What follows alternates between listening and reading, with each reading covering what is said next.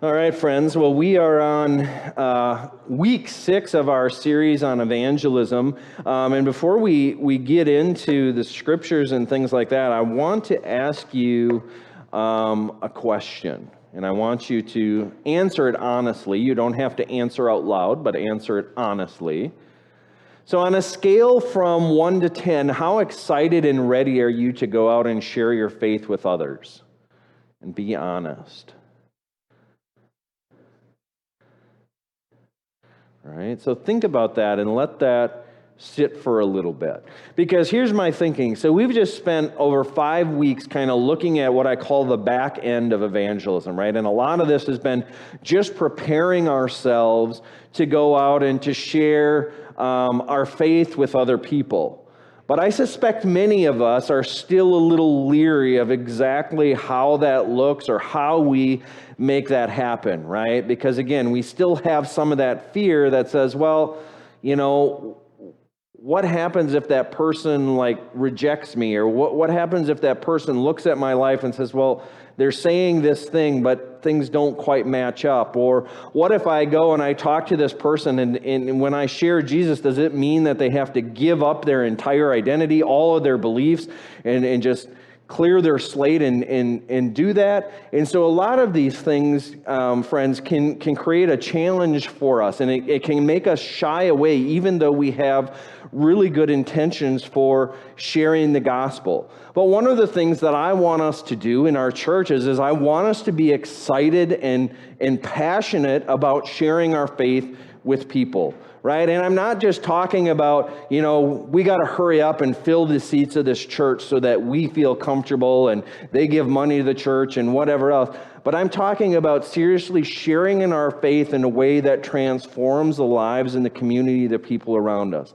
And friends, honestly, if we're not excited and passionate about sharing the gospel, then there's some work that we need to do in our own hearts and lives, because what greater gift do we have to offer than that? Okay? So today we're gonna move into some more of the practical application, and we're gonna look at ways that we can begin to develop actual practices to go out and to share the gospel. Okay? And so before we do that, I am going to share our scriptures this morning. And they should be two fairly familiar scriptures, but they're both out of the Gospel of Matthew. One of them is the call of Matthew himself to be a disciple, and the other one is the feeding of the 5,000. And what I want us to listen to today, or to think about, is think about both of these events through the lens of evangelism and what it means and how Jesus and how the disciples interact with the people that they come across. So let me begin with our first scripture reading, which is Matthew 9, verses 9 through 13.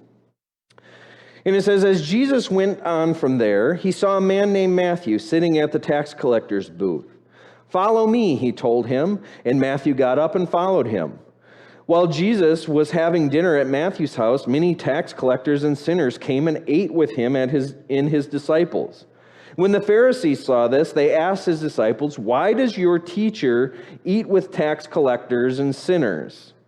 On hearing this, Jesus said, it's not the healthy who need a doctor, but the sick.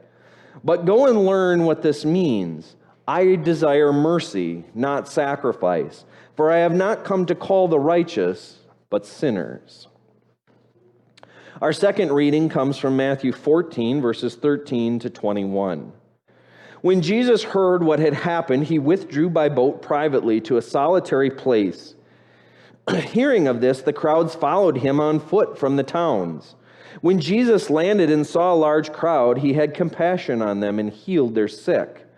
As evening approached, the disciples came to him and said, this is a remote place and it's already getting late. Send the crowds away so they can go to the villages and buy themselves some food. Jesus replied, they do not need to go away. You give them something to eat. We have only 5 loaves of bread and 2 fish, they answered. "Bring them here to me," he said. And he directed the people to sit down on the grass, taking the 5 loaves and the 2 fish, and looking up to heaven, he gave thanks, and he broke the loaves. Then he gave them to the disciples, and the disciples gave them to the people.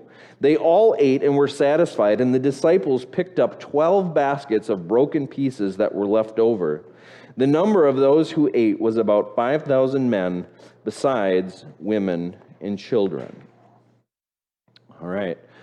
So there's a little bit that I want us to go through this morning. And one of the first things that I want us to consider is that part of our job in the current day is to essentially find new wineskins for a very old story, right? And what that means is that we have to be creative when it comes to evangelism. And I'm not talking about doing just radical things or something like that, but we need to be mindful that the opportunities and the things we're doing are really matching up with the people we're looking to engage. And so one of the things that I want us to think about from the very beginning is that we're not called to convert people, but we're called to engage with people authentically. And evangelism is also a very multifaceted expression of our faith, right? There's lots of ways that we can do evangelism, and we've talked about this a lot through the previous weeks, right? Again, how we have this stereotype of evangelism means the great revivals, and Billy Graham stands up in front of the LA stadium of 30,000 people and proclaims the message, and thousands of people give their life to God, right? Well, again, God can work in that moment and in those types of settings, right? And people can on a dime have an encounter with God and come forward and give their life to Him. But oftentimes, I find that there's also a very slow approach, right? There's the desire, and a relationship needs to be built in order for that person to come and finally begin to consider what Jesus can do. And that can look a whole lot of different ways, okay? So one of the things that I want us to do is to think about our own lives as individuals, but also our church. What have been some of the things that we have done in the past that have been successful in evangelizing and in sharing the gospel? And this one, I hope, isn't just rhetorical or quiet, because we do have a pretty rich heritage of sharing the gospel. In fact, sharing the gospel is the mission statement of the church, right? Both this church and in our denomination. So think of some of the things you've done in the past, right? You've held dinners that show hospitality to your community. We've been involved in food pantry and Meals on Wheels, right? We've had Bible studies, VBS programs, Sunday schools, all of these different avenues that we've participated in that have done a good job, right? I'm not asking you a trick question, but we do have a rich history, both in our own individual lives, but also in the lives of our church, right? And those practices have changed over time. And sometimes, the church really struggles because this thing that really used to work really well doesn't seem to be working anymore, and we struggle to move on to something else, right? Or all of a sudden we kind of let things go and we say, you know what, we really got to find a way to get involved again, and so we want to go back and resurrect something out of the past that, again, worked in the past, and it may work again in the future, but it may not, right? And so that can be a real tendency for us as churches to just stick with what we know, right? And evangelism really calls us to find new ways to express how we believe. And again, as we go through this, I think you'll find what I'm saying is very simple, okay? It's not some outrageous thing or some outrageous new program that we have to follow to do it. The other thing I want us to consider, especially in terms of being authentic and evangelism being multifaceted, is that each and every one of us has very special gifts given to us by God. And the way we utilize those gifts will be part of the mechanism in how we will share our faith with other people, right? And again, we can go back through the church's long history. And again, I'm going to highlight just a couple of big names, okay? But think of people like Martin Luther and John Calvin, right? They were reformers of the churches, right? They used their gifts to reform the church and to say, you know what, there's a new way to share the gospel with people. You had great organizers like our founder, John Wesley, who said, you know what, we need to organize these groups of people that are coming to God in droves, and we need to organize them and get them in groups so they can be discipled. We have people that have given their lives to caring for the poor and the marginalized, right? Think of someone like St. Francis Assisi or Mother Teresa, right? They use their God-given gifts to go out and to share the gospel because that's what they were good at. Now again, friends, please don't hear me that I'm saying that we need to be the next Mother Teresa, right? That's probably not going to happen. But each of us has very special gifts that we can use to our advantage, and they're going to be different than the person you're sitting next to, and that's okay. But when we join them together, we find that we're very effective at being able to do evangelism. All right? So as we go through our scriptures today, there's three things that I want you to pay attention to. And the first is that evangelism, no surprise, encompasses multiple activities, right? It doesn't mean just standing in the stadium with 30,000 people, all right? The second one is that it's about building relationships, okay? And friends, we need to really dig back into this. Because again, we can go stand on the street corner and pass out flyers during the parade, but the likelihood of people responding to that is really quite small, right? But it's different when we engage in a conversation and in a relationship with someone and they know that we care about them. But the hard thing is relationships take time, right? They don't just happen like this and we become best friends, all right? Or people aren't just enlightened by the things we have to say. The other part is that evangelism is really the work of the entire faith community. It's the work of the entire church, okay? And so one of the things that the church needs to do is not only look for ways to go out and share the gospel, but they also have to have programs in place to receive people that come to this place. Right? Because here's the thing that I want us to consider this morning. If we brought in a bunch of new people this morning, where do they go from here? How do we immediately begin to disciple them? What ministries do we have in place to show them and help automatically get them engaged in spiritual formation? Right? Let's be honest, there's not a lot right now. Right? And that's a really big barrier that we need to overcome. Okay? But this is where we come together as the community. Because again, some people may not be great about going out in the community and sharing their faith, but they may be really good at offering a Bible study or offering some class that teaches the very basics of what a Christian life looks like. Or again, different things, right? So again, it's the work of the entire faith community, and we need to look at having a discipleship funnel so that when we bring people in the front door, they don't just slip out the back door because they go, well, I went to church and it seemed all right, but then nothing happened, right? And a lot of people do that. A lot of people will come to church and 2 or 3 times, and if you don't connect them with someone, if you connect them with someone or something, they don't know how to integrate into the community, okay? And so we need to work at being better at that. So friend, let's go in and let's look at our first scripture this morning. And the first scripture between Jesus and Matthew is really what I'll call an individual form of evangelism, right? Because it's just Jesus dealing with one person. And as we go through this, I'm really going to invite you to use your imagination this morning, okay? To think about how this encounter might have gone down, okay? Because if we take it in a real literal way, it just kind of, I think, glosses over what really happened, you know, because if we read this in a real literal way, it basically looks like Jesus went up and he sees some guy sitting over in a booth and he goes, and the guy just gets up and walks over to him, you know, and that's the end of the story, right? So let's go through this and let's look at this a little bit deeper. So it says, as Jesus went on from there, he saw a man named Matthew sitting at a tax collector's booth.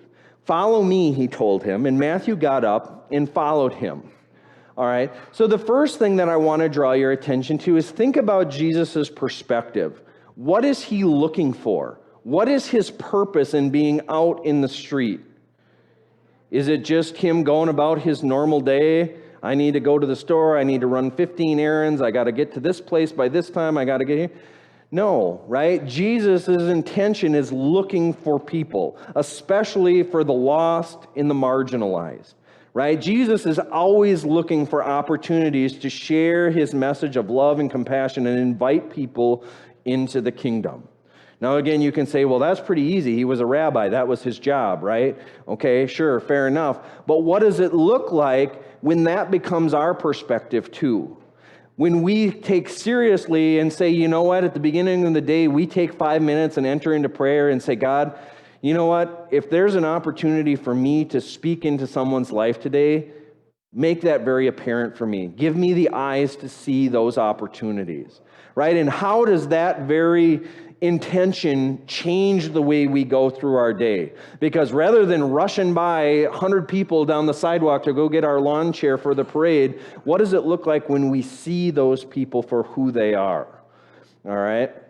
The next thing is, again, Jesus is looking for people that most other people are not. So again, how do you think a tax collector is viewed by the people in this community?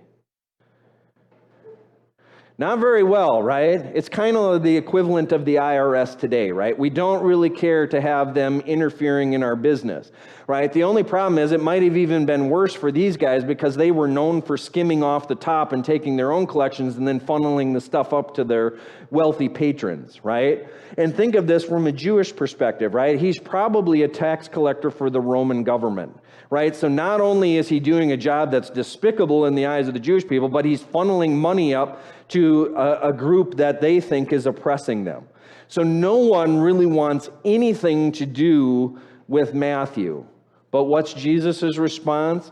He goes over and the text says, follow me. Now again, maybe that's the way it happened, right? I'm not going to limit what Jesus can do. But I imagine that at this moment, there's a conversation that happens. And if I'm Matthew, if I put myself in Matthew's shoes, I have to be wondering why this Jewish rabbi would even give me the time of day. Because he knows what I do, right? I'm sitting in a booth that I collect taxes. And yet he comes to me and he starts a conversation. And he starts to tell me things about his love for me. And he invites me to be part of this family, part of this community, part of this kingdom that has come forth, right? And I hear the things that really stir my heart and say, yeah, this is the way life is supposed to be, right? I like what this guy is saying. So maybe I'll get up out of this booth and maybe I will follow him for a little bit. And again, if I'm Jesus, what does it look like to truly see that person, to truly speak in to that person's life and say, you know what, I know no one else really cares for you. They don't like your role. They don't like what you do. But, you know, why don't you come and be part of my community? Be part of the kingdom that I'm building. And use your gifts and skills to funnel in and contribute to that kingdom rather than the Roman kingdom. All right? Now, does Jesus stop there? Does he say, you know what? Guess what? Got another follower. I'm good to go. Right? Got another person sitting in the pew. We're good. We don't have to do anything with them now. He or she will just take care of themselves. No. Right? Whoops. So Jesus invites himself over for dinner because that's just the kind of guy that he is. Matthew, why don't you go to your house? Why don't you prepare us some food? Why don't you invite us to meet your family and some of your friends? Right? Now, again, how many of us, if we were to go out and we knew someone wasn't a Christian, and let's say they're maybe a little rough around the edges, how many of us are really excited about going just on the spot the next day, going out and going to their house and being surrounded by their friends having dinner? Right? Probably not too many of us. right? But friends, think about the example that this sets. Because I'm going to criticize us as Christians because we do this a lot. And there's been a real tendency, especially among more conservative-leaning Christians, is to sit there and again, think that we're saved from this world and to just sit there and wag our fingers at people and say, you know what, you're doing this wrong, you're doing this wrong, you're doing this wrong. But what does it look like when we actually have to go in and say, you know, I'm not a whole lot better than you are, and you sit in the midst of that. And you engage in that relationship with them because it says, you know what, this guy really cares about me. He was willing to come to my house. He was willing to meet my friends. And again, maybe I'm not so sure I wanted him to meet some of my friends, but I did. I invited them over. And Jesus got to know them, and he engaged them the same way that he engaged me. So friends, Jesus builds relationship. Now, it's interesting because, again, the church community, as I said earlier, should gather around and support this effort, right? But what do the religious elites do in this instance, right? The Pharisees are on the outside watching this guy and going, why in the world is your master eating with tax collectors and sinners? Right? And they start wagging the finger saying, look, if he claims to be a Jewish rabbi, he shouldn't have anything to do with these people because they're unclean. The jobs they do are despicable and they're no good for nothing. Right? And Jesus says, you know, look, friends, I didn't come to save the righteous. I came for the sinners, right? Those that are healthy don't need to go to the doctor. Only those that are not feeling well need to come. And so, friends, again, we need to be very careful that as church and as Christians, we don't get cliquey. Now, am I saying that when we go to somebody's house that we engage maybe in some of the things that they're doing? No, maybe we don't. But we still engage with the people. We see them for who they are. We treat them with dignity and respect because they're our fellow human beings. We don't need to sit there and be scared of that. And so in this instance, I would say that the faith community failed to do their job, right? They failed to come in and support them because the Pharisees should have been saying, you know what? Wow, this guy's bringing people back to the faith. He's teaching people to love God, but instead they're saying, you know what? We don't really want these people. They're sinners and they don't even deserve to be in here because they're not doing the right thing like we are, right? And so they fail to do their job of evangelizing and bringing them into the community of faith. Now, our next example is what I'm going to call a corporate evangelism, right? And so Jesus was a one-on-one in the last one. In this opportunity, we see Jesus at work with a much larger crowd. And we also see the work of the disciples in this as well. And so the story begins, and if you're wondering why Jesus is going off alone, it's because John the Baptist has just been killed, and obviously he's troubled by this, and so he says, you know what, I got to go be alone. We're going to take a boat, sail to the other side. They get there, but the crowds already are there because they're fascinated by him. And even in that moment, Jesus could have said, you know what, guys, I'm done with this. I don't want anything to do with this. I need to focus. Somebody very dear to me has just lost their life, right? But again, Jesus' perspective in this moment, in this instance, is to say, you know what, we don't need to send them away. We have an opportunity here to minister to these people because they've traveled a really long way by foot just to get here to be with me. And so, yes, I could use the time alone, and Jesus does take time by himself, right? There are times he escapes the crowd to go be with his disciples and to be alone with God. But in this instance, he says, you know what? There's an opportunity for ministry. And he has compassion on them. He teaches them. He heals them. And he also invites the disciples into this because, again, the disciples too are kind of like, look, Jesus, we're tired, you're tired, we came here to be alone, and it's already getting late. Like, we did good ministry work, let's just send these guys home because it's getting late, they need something to eat. And Jesus says, you know what? No, you guys go and feed them. I've done my ministry. The crowd is here. I proclaimed the gospel to them. I've healed some of them. You guys get the job of feeding them now. You get the job of serving and caring for them. And again, like good disciples and like many of us would, they say, well, guess what, Jesus? We don't have enough food. We only got 5 loaves of bread and a couple of fish. Jesus says, just bring those to me, right? I'll take care of that part. And then they go out, and I love that line. Then he gave the stuff to the disciples, and the disciples went out and gave it to the people, right? Jesus brought them into ministry, encouraged them to go and evangelize to these people around. And again, if we take the text very literally, we might imagine the disciples winging out loaves of bread like it's a newspaper, right? Just but think about that. Think about the fact that they're probably engaging in discussion with the people that they're giving this to. Imagine a disciple coming up and handing some fish and bread to a family, to some little kids that are there, right? Think about how beautiful our communion is and how meaningful it is for us. And yet in that moment, Jesus invites the disciples to minister in that same intimate way with food and fellowship. Because again, that's part of our Methodist DNA, right? Is good food and good fellowship. We're known pretty well for our potlucks and our ability to cook food and to talk with each other. That's still some of my fondest memories of the church growing up, right? Is almost at least once a month, we had a potluck after church, and we would sit there and eat, and 2 or 3 hours would go by, and we'd be sitting there talking and fooling around with each other, having a good old time, okay?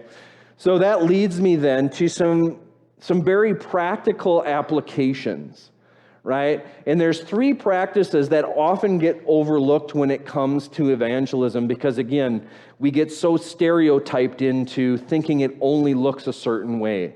But friends, think about what it means to extend hospitality to someone else, right? What does it look like when somebody comes in this door or you bring somebody to church?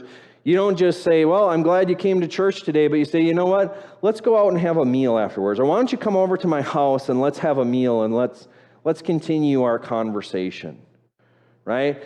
Us Midwesterners are known for our hospitality, right? We in the church are known for our hospitality. There are some people sitting in this building this morning, and some of those people that are online with us that have the gift for hospitality, right? They do great work with that. And that can be a doorway for evangelism. It's amazing what a good meal can do to spark conversation with people.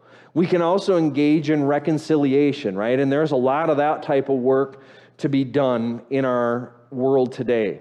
Now, again, in our small rural communities, reconciliation work seems a little bit disguised, right? Because we're not like a big urban city where, we walk down the streets and we see homeless people, or we see people working on the street corners, or we deal with all of this racial tension that goes on and it's out in plain view. We don't have people marching down the streets waving signs, right?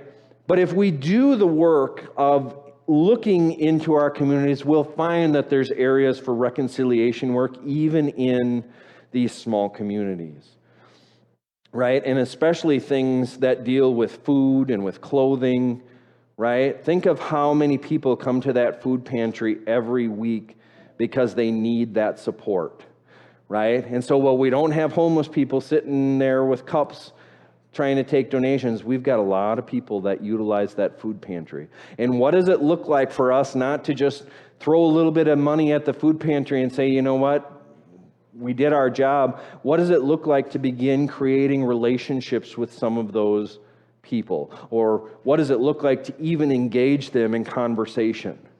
Right? I've told you that before I came here, I was the director of the food pantry in Jim Falls, and that was a place that to this day, I just can't believe God put me in there, because I thought there's no way I can do this job because I'm just too judgmental, right? I just thought, oh my gosh, I look at these people and I just thought I'd become a bobblehead, just shaking my head like this all the time for some of the stuff they would say and some of the stuff that they did.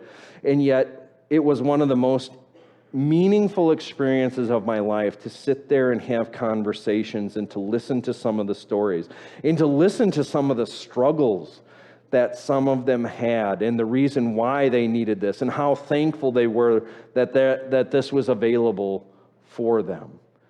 So friends, think about that again, we don't, in our modern day world, that it's a very appropriate way to do stuff is to just put money at something, and I don't want to discourage that. But when we have some actual skin in the game and we begin to create relationships in those ministries, things change in a real big way. And then finally, friends, there's the practice of stewardship, right? And in our churches do this already a little bit, but think about what new ways might we be able to engage in stewardship? And maybe it's that our church needs to adopt a part of the road, right? And we go clean that up. Or maybe we adopt a classroom in the school and we say, you know what, this is our classroom and we're going to follow this classroom from the time they're in 4K all the way to the time that they graduate as seniors. And we're going to care for them and make sure that they're taken care of, right? Or maybe we go around and just do different things to help and support the community, right? We're stewards of our church. We're steward of our community, and that can look a whole lot of different ways, right? So again, this is where we need the eyes to see the opportunities before us, but we can't miss the people as we go along, and we need to be in the right mind for that. So friends, let me end with these things today. So I want to encourage you to find ways to engage with one or more people in the act of evangelism this week. And again, this doesn't have to mean you're standing on the corner during the parade giving them a tract about how great Jesus is. If you want to do that, go for it. But what does it look like to cook somebody a meal and say, you know what, there's a person that's really been sitting on my heart and I haven't had them over for a while and just want to have a conversation with them?